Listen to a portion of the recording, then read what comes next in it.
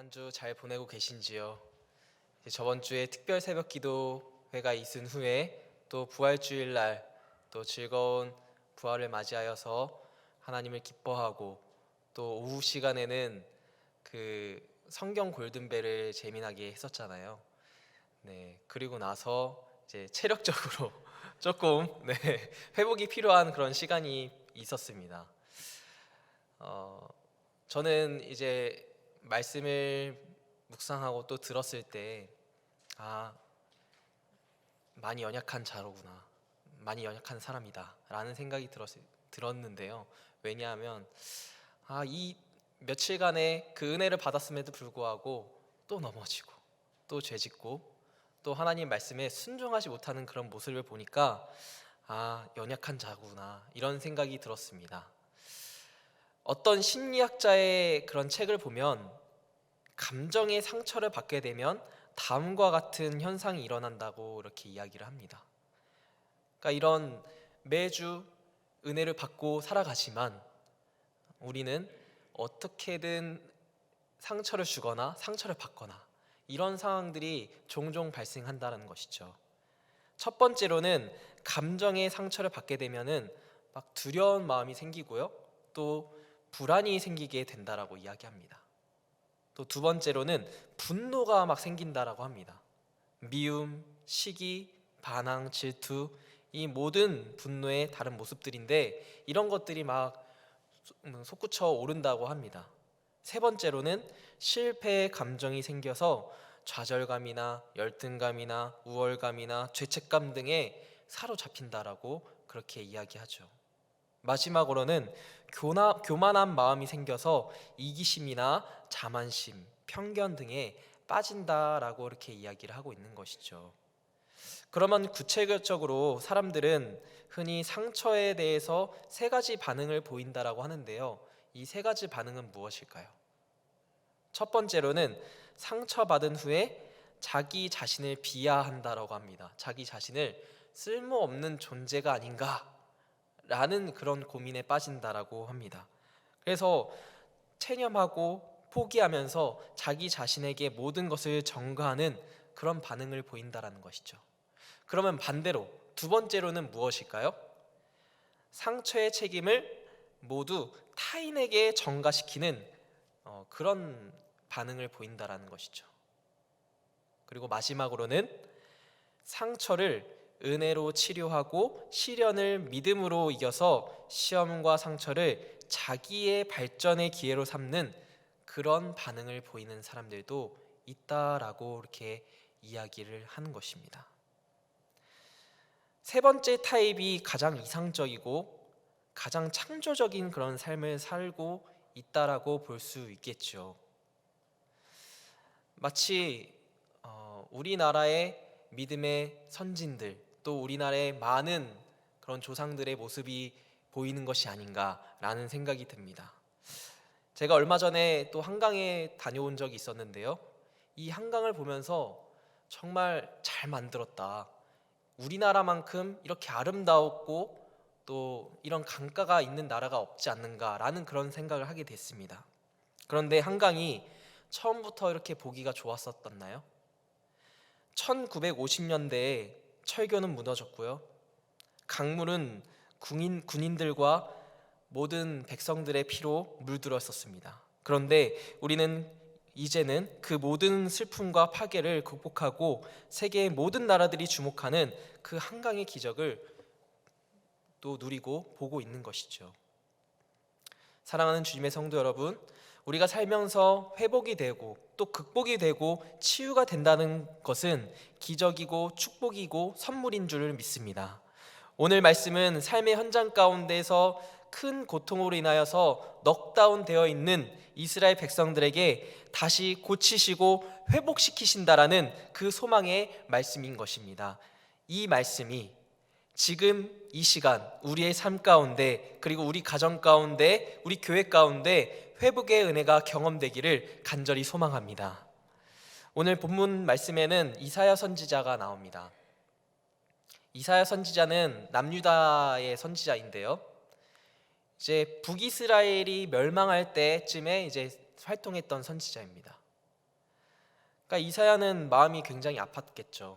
형제의 나라인 북이스라엘인데 북이스라엘의 멸망을 그 시시각각 눈으로 직접 확인하게 된 것입니다. 그리고 그 남유다의 멸망까지 예언하게 되었습니다. 하나님의 명령으로 말이죠.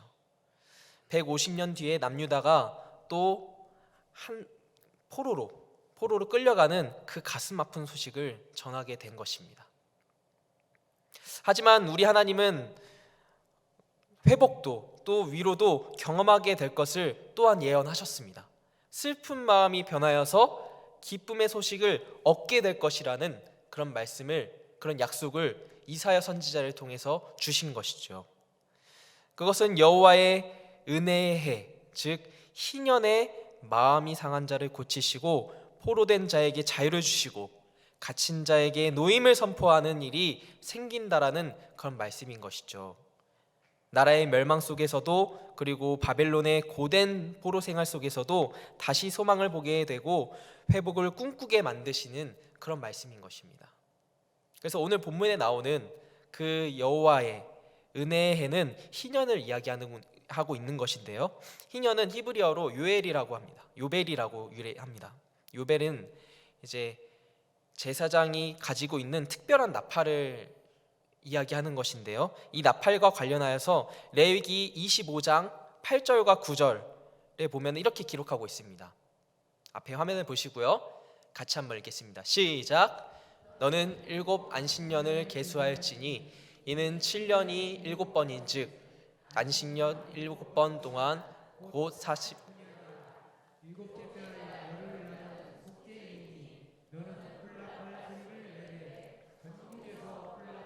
크게 불시며. 아멘. 이 희년이란 히브리어는 요벨에서 유래됐다고 합니다. 그러니까 하나님께서 희년을 시작하는 그 날에 이스라엘의 백성들에게 전국적으로 일제히 나팔을 불라라고 그렇게 명령하신 날인 것이죠.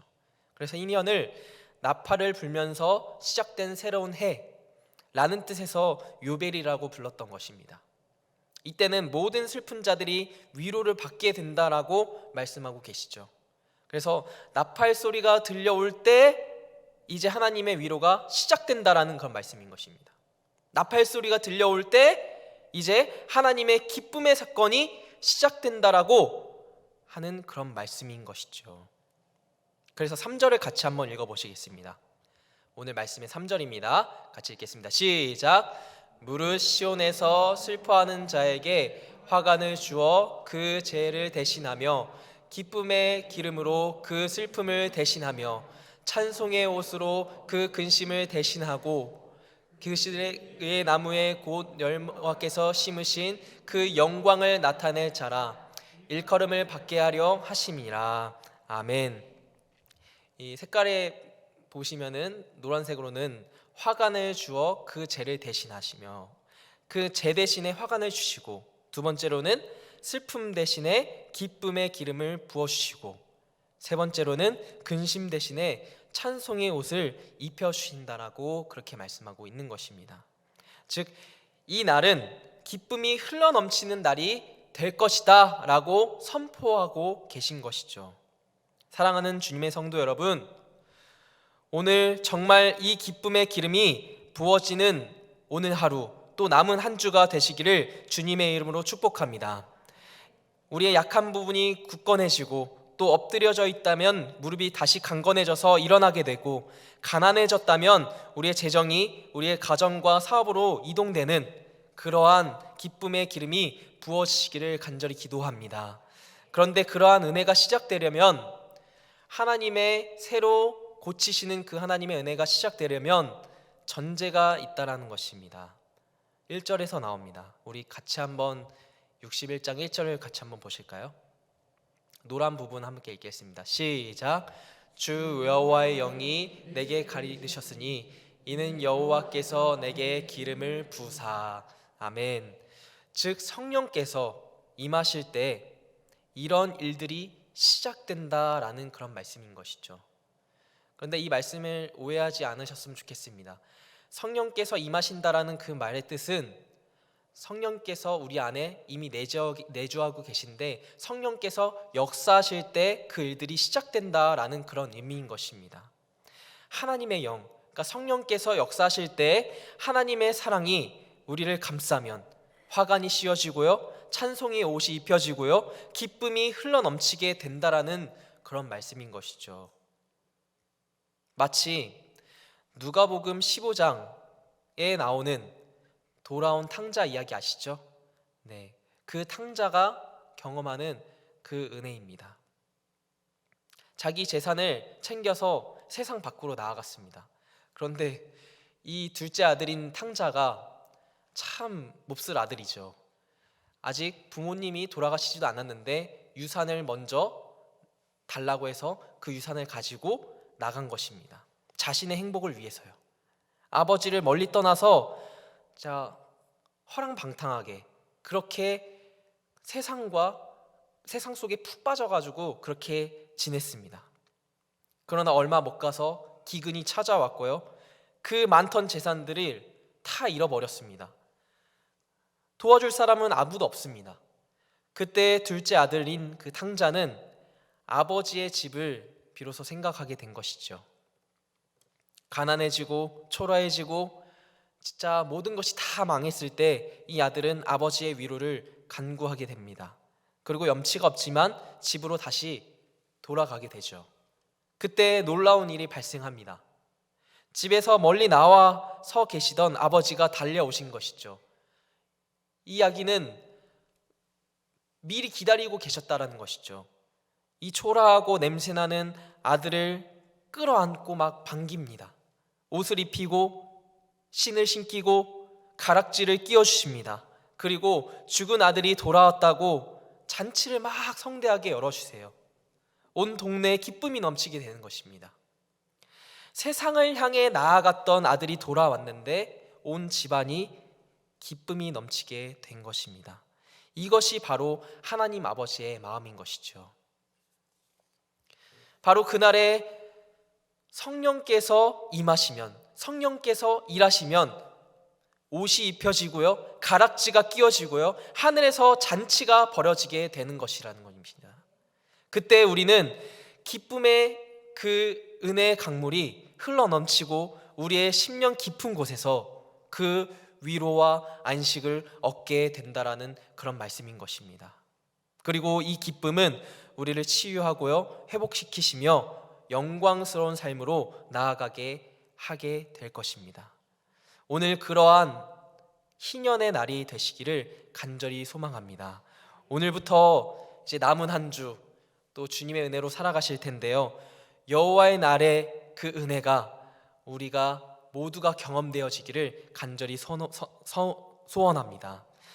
그럼에도 구체적으로 어떤 기쁨을 누릴 수 있게 된다라는 것을 우리가 말씀에서 발견할 수 있는데요, 첫 번째로는 소망의 기쁨을 누릴 수 있다라는 것입니다.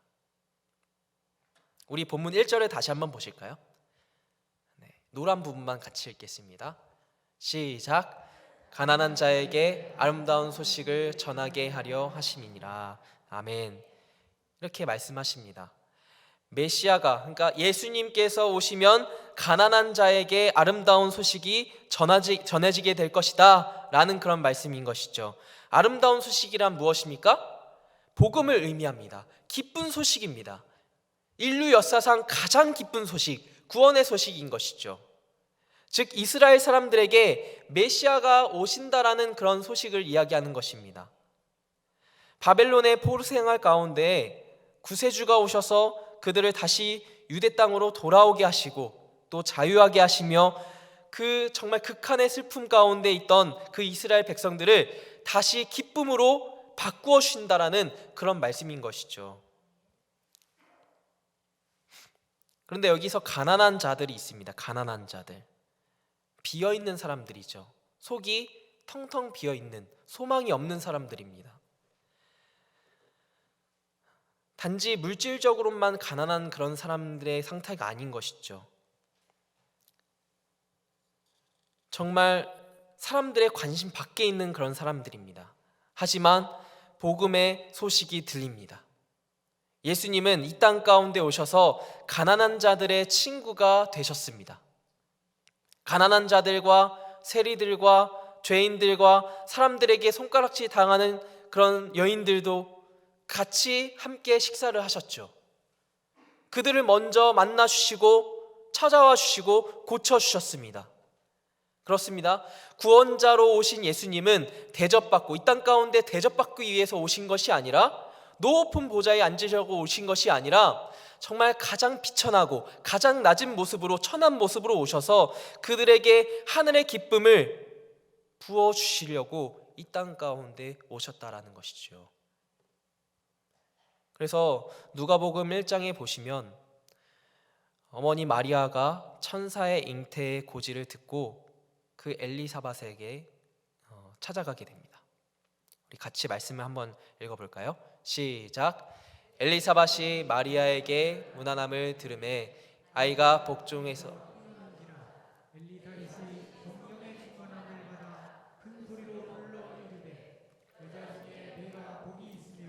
내 태중의 아이도 복이 있도다. 아멘. 이렇게 엘리사벳이 마리아를 보고 그렇게 이야기하는 것이죠. 그러자 마리아가 찬송하기 시작합니다. 그 다음 말씀을 제가 읽겠습니다. 권세 있는 자를 그 위에서 내리치셨으며 비천한 자를 높이셨고 줄이는 자를 좋은 것으로 배불리셨으며 부자는 빈손으로 보내셨도다. 아멘. 가난한 베들레헴에 이름 없는 한 여인을 택하시어서 택한 백성들을 구원의 역사를 시작하신 것입니다. 구원하시기 위해서 그 구원의 역사를 시작하신 것입니다. 우리 그리스도인들은 이러한 예수님의 마음을 가지고 살아가는 사람들이죠. 그래서 세상의 그늘진 곳에서 정말 예수님의 제자들은 섬기고 돌보고 나누는 그런 삶을 살아야 된다는 것입니다. 그래서 세상의 많은 약한 자와 가난한 자의 눈물이 닦여지는 것이죠. 오늘 이 시간 우리 마음 가운데 공간이 패여 있고 심령이 텅텅 비어 있고 슬픈 마음이 있는 그런 분들에게 예수님의 그 손길, 그 마음이 가득 채워졌으면 좋겠습니다. 그래서 우리의 마음이 텅 비어있던 마음 가운데 성령님께서 위로하시고 슬픔의 눈물을 닦아주시기를 간절히 기도합니다. 다시 슬픔이 변하여서 기쁨이 넘치고 흘러넘치기를 간절히 소망합니다. 우리의 마음과 생각이 새로 고침받기를 간절히 소망합니다. 두 번째로는 자유의 기쁨을 누릴 수 있게 됩니다. 1절을 다시 한번 보실까요? 노란 부분을 같이 읽겠습니다. 시작. 나를 보내사 마음이 상한 자를 고치시며 포로된 자에게 자유를, 갇힌 자에게 노임을 선포하며. 아멘. 마음이 상한 자를 고치시고 포로난 자에게 자유를 주시고 갇힌 자에게 노임을 선포하신다라고 그렇게 말씀하시죠. 진정한 자유를 허락하신다라는 그런 말씀인 것입니다. 레위기 25장 10절을 같이 한번 보실까요? 같이 읽겠습니다. 시작. 제 50년을 거룩하게 하며 자유를 선포하라. 이해는 너희에게 희년이니 너희는 각각 그 기업으로 돌아가며 각각 그 가족에게로 돌아갈지며. 아멘. 희년의 노예로 종살이하던 사람들을 다 자유롭게 돌려보내라라는 그런 말씀인 겁니다. 예수님께서 이 말씀을 영적으로 해석해 주셨죠. 포로된 자, 눌린 자를 영적으로 원수 마귀에게 짓눌려 있는 사람들에게 참된 자유를 주실 것을 말씀하고 있는 것입니다. 예수님께서는 공생의 3년 동안에 귀신 들린 자들이나 아니면 오랜 병에 시들린 자들, 그들에게 참 자유를 허락하셨습니다. 그러나 중요한 것은 예수님께서는 우리들의 삶에 그 자유를 가르쳐 주셨다는 것이죠. 말씀을 통해서요. 그 예수님의 3대 사역 중에서 첫 번째로는 선포하시고 두 번째로는 가르치시고 세 번째로는 치유하시는 그런 일인데, 두 번째 가르치신 그 사역 안에서 심령의 자유와 생각의 자유와 의식의 자유를 가르쳐 주신 것입니다.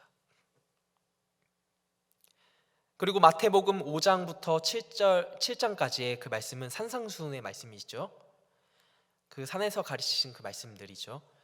그래서 쭉 보시면은 심령이 가난한 자는 복이 있나니 이로부터 시작하셔서 사람에게 화를 내지 말고 존중하고 원수까지도 사랑하라, 그렇게 가르쳐 주십니다. 그래서 마태복음 5장 44절에는요, 나는 너에게 이르노니 너희는 원수를 사랑하며 너희를 핍박하는 자를 위해서 기도하라. 6장에서는요, 염려하지 말아라. 하나님 아버지께서 다 먹이시고 입히시니까 너희는 염려에서 자유해라. 7장에서는요, 구하라 하십니다. 하나님 아버지께 구하듯이 하나님 아버지께 구하라라고 그렇게 말씀하신다라는 것입니다. 즉, 이 모든 말씀에는 생활의 모든 억압된 모든 것들이 있잖아요. 자유함을 그렇게 가르쳐 주신 것이죠. 일상생활에서 있던 그 억압되어 있는 모든 것들로부터 자유함을 가르쳐 주신 것입니다. 우리의 마음과 생각의 자유함을 누리라고 그렇게 말씀을 가르쳐 주신 것이죠. 그런데 예수님께서 말씀하신, 하나님께서 말씀하신 가난한 자들을 사랑하고 또 원수를 사랑하는 것, 이것이 정말 쉽습니까? 쉽지 않습니다. 이런 이야기가 있죠. 미워하면 닮는다. 왠 줄 생각해 보니까 온종일 묵상하니까 그 사람을 생각하게 되고요, 관계에 묶이게 되고요, 감정에 묶여서 그렇게 지내게 되기 때문에 그렇게 되는 것이 아닌가라는 생각을 하게 됩니다. 그러니까 평생의 많은 시간들을 거기에 할애할 수밖에 없게 되는 것이죠. 그래서 예수님은 가르쳐 주셨습니다. 사랑하라고. 그러면 자유하다고. 또 구하라고 말씀하십니다. 그러면 하늘의 공급을 얻게 될 것이라고 그렇게 말씀하십니다. 우리에게 정말 진정한 삶의 참된 자유를, 생각의 자유를, 마음의 자유를 주시려고 그렇게 가르쳐 주신 것이죠. 그러나 이 모든 것이 우리 사람의 노력이나 어떤 생각으로 이루어지지 않는다라는 것입니다. 어떻게 가능할까요? 이것이 바로 성령님을 의지했을 때만 가능한 것입니다. 성령님께서 우리 안에 역사하셔야지만 가능하신 것입니다. 그 하나님의 성품인 사랑이 부어져야지만 정말 사랑할 수 없는 그런 사람들도, 정말 이해할 수 없는 그런 상황들도 우리가 견디고 사랑하고 이해할 수 있게 된다는 것이죠. 그래서 사랑이 부어지면 이거는 정말 내가 소중하게 생각할 수 없었어 라고 하는 것도 소중하게 여겨지는 것이고요, 귀하게 여겨지는 것이고요, 이쁘게 생각이 되는 것입니다. 사랑하는 주님의 성도 여러분, 이제 말씀을 마치겠습니다. 하나님께서 우리에게 새로운 소망을 주셨습니다. 그 소망은 정말 참된 자유를 얻는 것, 기쁨을 얻는 것입니다. 우리의 일상 가운데 반복되는 슬픔의 사건들이 우리의 인생을, 우리의 삶을 지배하는 그런 모습이 보이더라도 오늘 이 시간 성령님의 임재를 기대하시며 또 그 성령님을 의지하시며 하나님을 경험하시는 저와 여러분들이 되시기를 간절히 소망합니다. 그래서 다시 쉼을 얻으시고 또 위로를 받으시고 회복을 경험하시면서 하나님께서 주시는 그 사랑과 그 평강을 온전히 맛보고 누리시며 우리의 인생 가운데 그런 관계에 대한 어려움, 환경에 대한 어려움, 그 모든 근본이 되시는 그 어려움 가운데 하나님의 기쁨과 사랑과 평강이 넘치시기를 간절히 소망합니다. 함께 기도하시겠습니다.